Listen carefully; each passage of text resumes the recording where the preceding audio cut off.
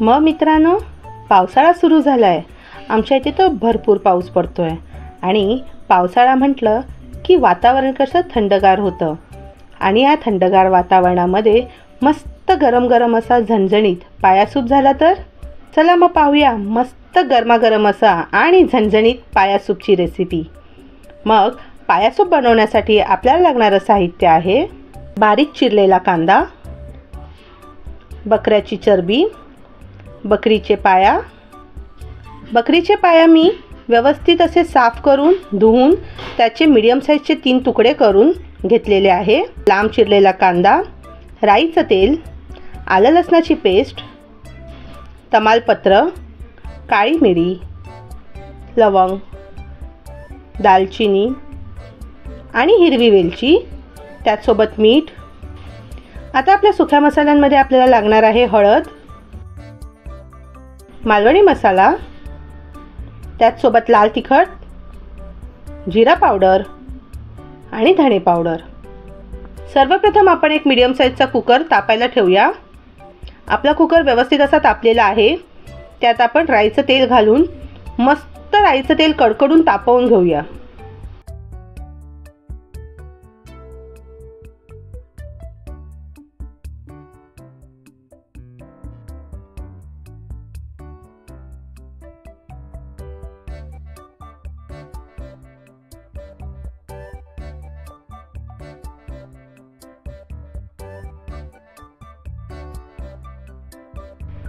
पहा, राईच्या तेलातून मस्तपैकी धूर येत आहे. आता आपण त्यात तमालपत्र घालून घेऊया आणि त्याचसोबत उभा चिरलेला कांदा. आता आपण या दोन्ही गोष्टी व्यवस्थित अशा तेलात परतवून घेऊया आणि कांद्याचा पूर्ण कच्चेपणा घालवून घेऊया.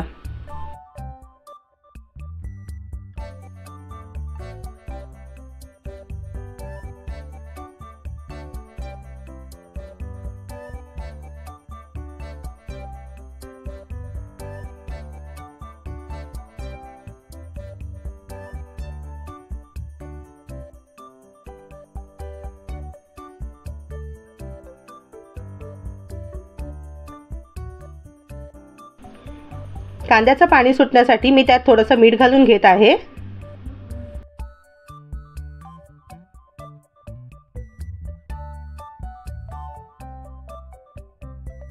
मीठ घालून परतल्याने कांद्याचं पाणी सुटेल आणि कांदा लवकर गळेल.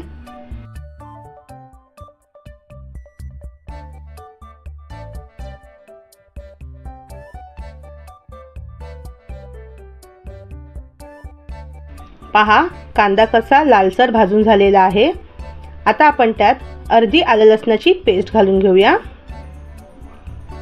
आणि ती सुद्धा कांदा आणि तमालपत्राबरोबर एकजीव करून घेऊया.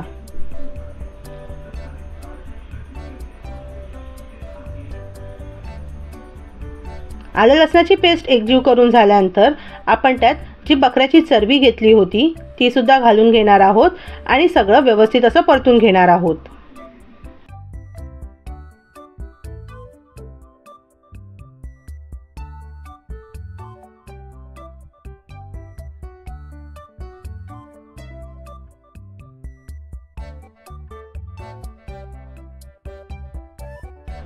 दोन ते 3 मिनिटं सगळ्या गोष्टी व्यवस्थित अशा तेलात परतून झाल्यानंतर आता आपण त्यात बकरीचे पाया टाकणार आहोत.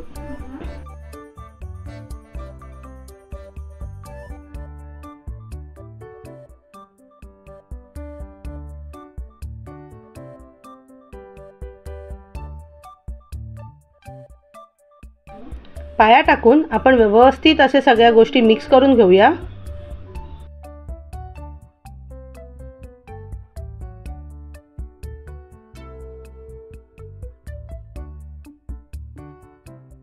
मी एक मोठा बाउल इतकं पाणी घेतलेलं आहे. आपल्याला जेवढा स्टॉक बनवायचा आहे तितकं आपण पाणी घेऊ शकतो. तुम्हाला जेवढा स्टॉक हवा आहे त्या प्रमाणात तुम्ही पाणी कमी जास्त करू शकता. आता आपण पाणी घालून मिक्स करून घेतलेलं आहे. आता आपण कुकरचं झाकण लावूया आणि मस्तपैकी 10 ते 12 शिट्ट्या काढून घेऊया.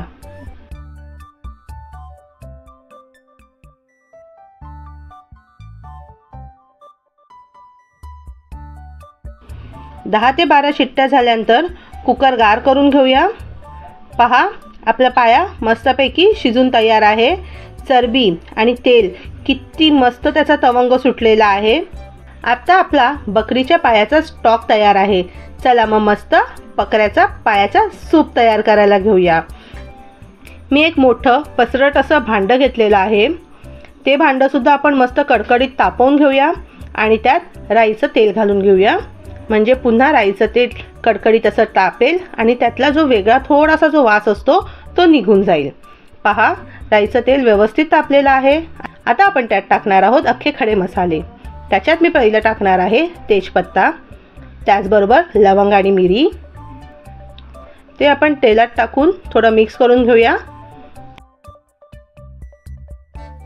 त्याचसोबत दालचिनी आणि हिरवी वेलची, ते सुद्धा आपण तेलात एकदा मिक्स करून घेऊया. आणि हे सगळे जेव्हा आपण खडे मसाले टाकू तेव्हा आपला गॅस बारीक ठेवायचा आहे, नाहीतर आपले सगळे मसाले जळून जातील.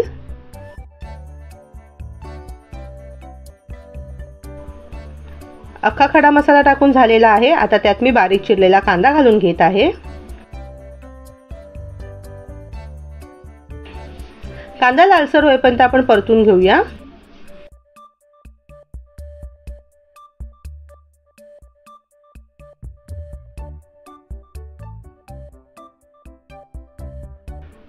कांदा आपण व्यवस्थित परतून घेऊया. आता आपण त्यात थोडंसं मीठ घालूया, म्हणजे कांदा लवकर भाजला जाईल.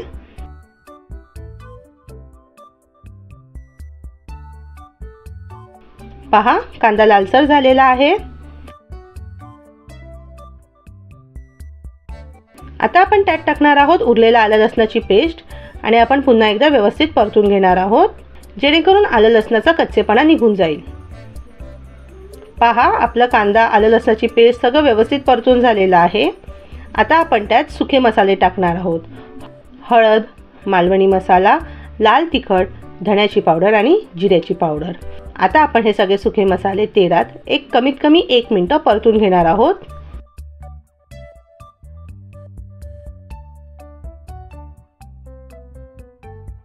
मसाला लागला नाही पाहिजे म्हणून मी जो आपला स्टॉक आहे त्यातले 2 चमचे स्टॉक घेतलेला आहे, जेणेकरून आपला मसाला भाजला पण जाईल आणि तो जळणार सुद्धा नाही. मसाला व्यवस्थित 1 ते 1.5 मिनिटं आपण भाजून घेणार आहोत, म्हणजे त्यातला कच्चेपणा पूर्णपणे निघून जाईल.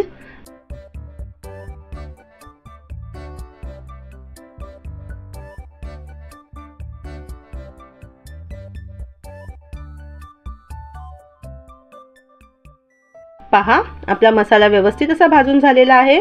आता आपण त्यात आपला जो बकऱ्याच्या पायाचा स्टॉक तयार आहे तो घालून घेऊया.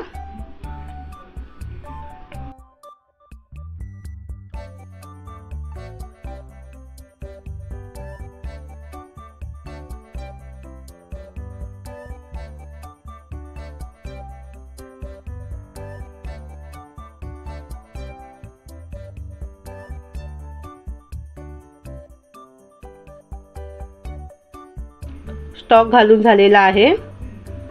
आता आपण हे सगळं मिक्स करून घेऊया आणि मस्तपैकी 2 ते 3 मिनिटाची अशी एक उकळ काढून घेऊया.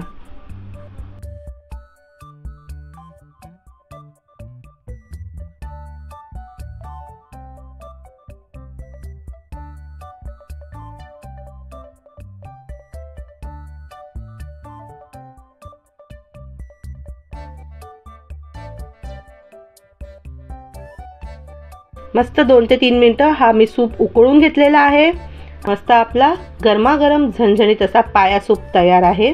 चला मग आपण पाया सूप सर्व करूया. पावसाळ्यात नक्की ट्राय करा असा हा झणझणीत गरमागरम पाया सूप आणि आम्हाला कळवा कसा झाला आहे. नक्की ट्राय करा आणि आम्हाला सांगा कसा झाला आहे.